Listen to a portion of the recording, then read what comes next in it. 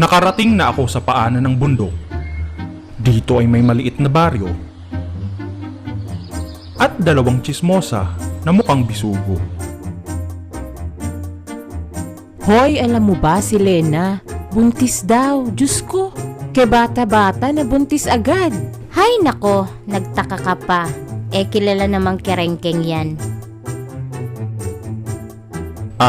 Te, di ba may mga rebelde daw dito? Nagkakagera ba dito? Hindi naman.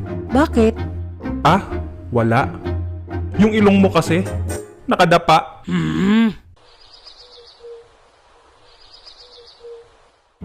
Tutuloy na sana ako nang biglang, Manong! piste. Anong manong? Mukha ba akong matanda? Naku, pasensya na ho. Mukha ho kasi kayong Manong eh. Di ba kayo si Kabenjo? O bakit? Ako nga pala si Rigor. Rigor? Di ba kayo yung nakapatay sa manananggal?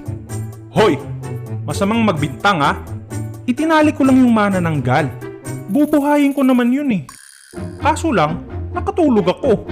Kasalanan ng araw yung... Ganun ba? Ano kasi? Tuwing gabi, may umaaligid sa aming aswang. Yung asawa ko kasi buntis. Tulungan mo naman kami Let me guess. Lena ba ang pangalan ng asawa mo? Teka, paano mo nalaman? Lena? Rigor? Ano to? Batang kwek-kwek? Matutulungan mo ba kami? Oo naman. Sa isang kondisyon. Ano yun? Pahiram ng damit. Okay, yun lang naman pala eh. Tsaka brief.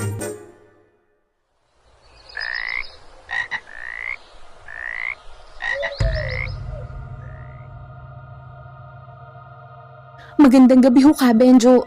Maraming salamat naman na tutulungan niyo kami. Huwag kang mag-alala, Iha. Ang importante, yung mahalaga. Ano ho ba yung gagawin natin, Kabenjo? Maghihintay tayo na dumapo siya sa bubong. Kapag nandyan na siya, bahala na kayo dun. Ang labo naman noon. Joke lang. Kapag dumapo siya,